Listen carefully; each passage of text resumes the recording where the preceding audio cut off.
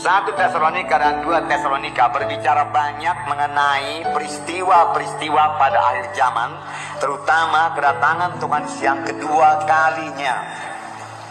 Kedatangan Tuhan Yesus yang pertama semua kita sudah tahu di Bethlehem. Tapi Tuhan Yesus berjanji Dia akan datang kedua kalinya. Kapankah itu, saudaraku? Dan apa yang kita perbuat dalam menantikan kedatangan Tuhan Yesus yang kedua kali? Nah, Paulus berkata dalam suratnya kepada sidang Tesalonika, perkara ini perlu kamu ketahui supaya kamu jangan bingung, jangan takut dan jangan tertipu oleh orang lain, oleh nubuat, oleh guru-guru palsu. Kamu jangan tertipu. Dan supaya kamu tahu mempergunakan waktu-waktu yang masih ada dalam menantikan kedatangan Tuhan kedua kali ini, supaya jangan ada waktu-waktu yang sia-sia atau dipakainya menunggu-nunggu saja dan tidak bekerja sama sekali.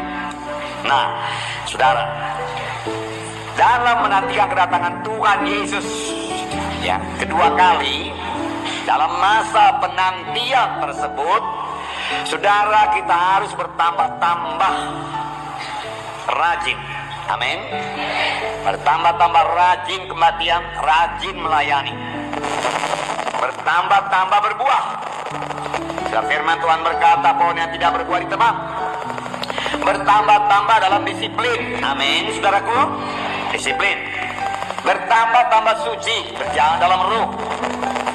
Dan bertambah-tambah dalam pelayanan, supaya kita menginjil dan memuridkan. Amin. Inilah yang kita kerjakan, saudaraku sebagian, dalam menantikan kedatangan Tuhan Yesus yang kedua kali. Mari kita baca lebih dahulu dalam 2 Tesalonika pasal 2 ayat 1 sampai 4. Tentang kedatangan Tuhan kita Yesus Kristus dan terhimpunnya kita dengan Dia, kami minta kepadamu saudara-saudara, supaya kamu jangan lekas bingung dan gelisah, baik oleh ilham roh maupun oleh pemberitaan atau surat yang dikatakan dari kami, seolah-olah hari Tuhan telah tiba. Janganlah kamu memberi dirimu disesatkan orang dengan cara yang bagaimanapun juga. Sebab sebelum hari itu haruslah datang dahulu murtad, dan haruslah dinyatakan dahulu manusia durhaka yang harus binasa, yaitu lawan yang meninggikan diri di atas segala yang disebut atau yang disembah sebagai Allah. Bahkan ia duduk di bait Allah dan mau menyatakan diri sebagai Allah. Paulus berkata mengenai kedatangan Tuhan kedua kali, janganlah kamu lekas bingung, jangan gelisah, baik oleh ilham roh maupun dia katakan oleh pemberitaan atau surat yang katanya datang dari kami, yang mengatakan hari Tuhan itu sudah tiba. Paulus berkata belum tiba. Jangan kamu bingung, dia katakan. Jangan kamu bingung, jangan gelisah. Sudah tahu yang dimaksud dengan hari Tuhan, yaitu hari kedatangan Tuhan Yesus yang kedua kali. Dia pasti datang. Amin, saudara. Itulah saat yang sangat menggembirakan dan sangat kita tunggu-tunggu. Nah, saudara, kedatangan Tuhan Yesus yang kedua kali terdiri dari 2 bahagian, 2 tahap. Amin. 2 tahap. Ya. Tahap pertama, tidak sampai ke bumi. Amin. Dia di awang-awang. Dan orang percaya naik bertemu Tuhan di awang-awang, lalu masuk ke sorga, terima pahala-pahala. Di bumi terjadi kesengsaraan besar, lamanya 7 tahun, 2 kali 3,5 tahun. Nah, lalu sesudah 7 tahun itu, sesudah berapa tahun? 7 tahun, sudah 7 tahun kita di sorga, saudara. Kita turun kembali ke bumi bersama-sama dengan Yesus. Dan pada waktu itu Tuhan Yesus menjejakkan kakinya di Bukit Zaitun sampai ke dunia ini. Amin. Tidak di awal-awal lagi. Betul-betul dia memerintah dan dia mengalahkan antikristus dan dia mendirikan kerajaan 1000 tahun. Amin. Semua itu ada ayat-ayatnya, saudaraku. Ada yang menahan kejahatan sekarang ini. Ada yang menahan kemurtatan sehingga tidak lepas dari kekangan 100%. Ada yang menahan. Firman Tuhan berkata, ada yang menahannya sehingga dia tidak bebas merusak manusia ini. Tidak bebas membawa manusia ini berontak kepada Tuhan. Tetapi kelak yang menahan itu disingkirkan. Pada waktu itulah mereka tidak punya kekangan lagi. Dan mereka akan jahat sama sekali. Mereka tidak terkendali lagi. Mereka akan berbuat jahat semau-maunya. Di bawah pimpinan si pendurhaka atau antikristus. Jadi antikristus itu baru muncul setelah yang menahannya itu diangkat, disingkirkan. Sekarang siapakah yang menahannya itu, saudara? Saudara, yang menahannya dua-dua saudara betul. Ya, yang mengatakan Roh Kudus juga betul, yang menahannya anak-anak Tuhan juga betul. Kenapa? Karena Roh Kudus tinggal dalam hati kita. Kita adalah bait Allah, amin.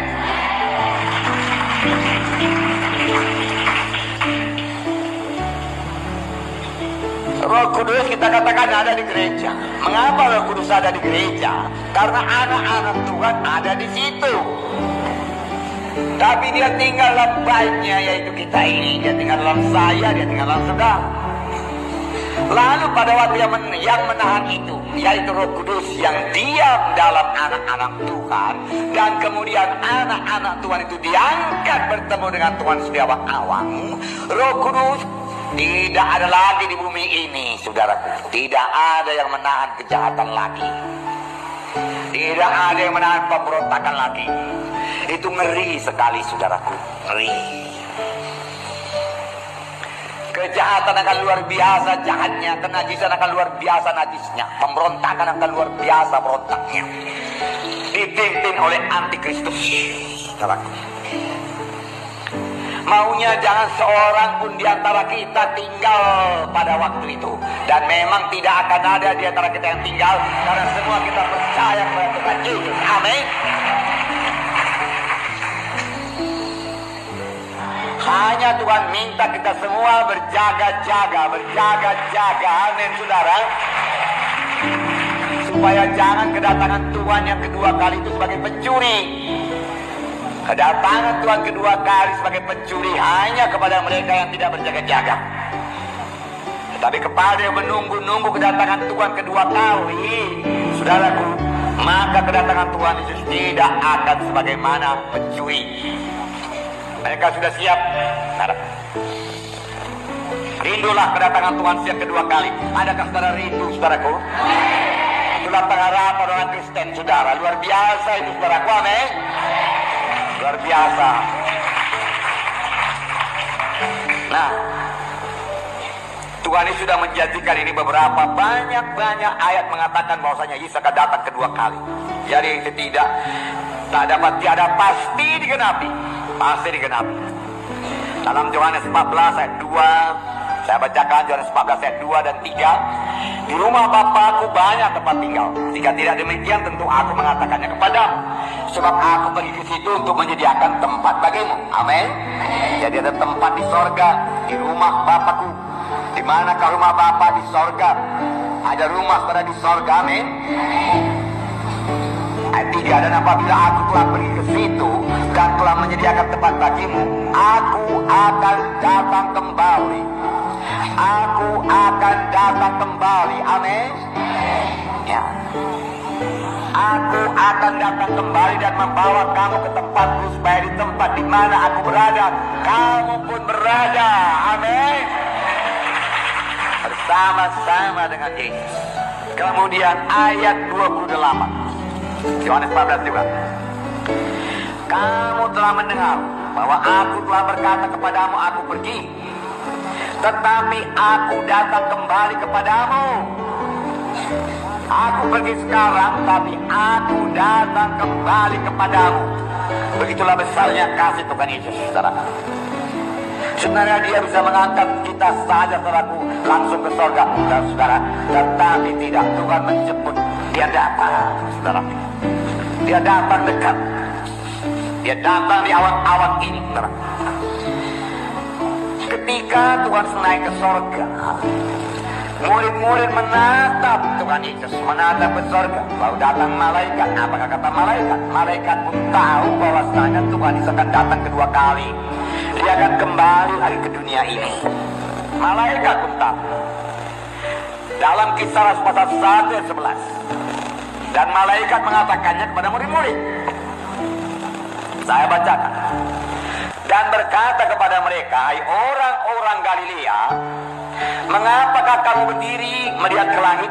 Yesus ini, Yesus ini, Yesus ini, amin. Yesus yang sama, Yesus yang saudara sembah, saudara, di mana saudara bisa bersekutu dengan Dia, yang mendengarkan doa saudara, jamah hati saudara, sehingga hati saudara meleleh beraku dengan kasih Tuhan. Yesus yang berjalan-jalan 2000 tahun yang lalu, Galilea, Yudea, Samaria, saudara, Yerusalem, saudara. Yesus ini yang terangkat ke surga meninggalkan kamu, akan datang kembali dengan cara yang sama seperti kamu melihat Dia naik ke surga. Amin. Haleluya. Akan datang kembali, saudara. Amin.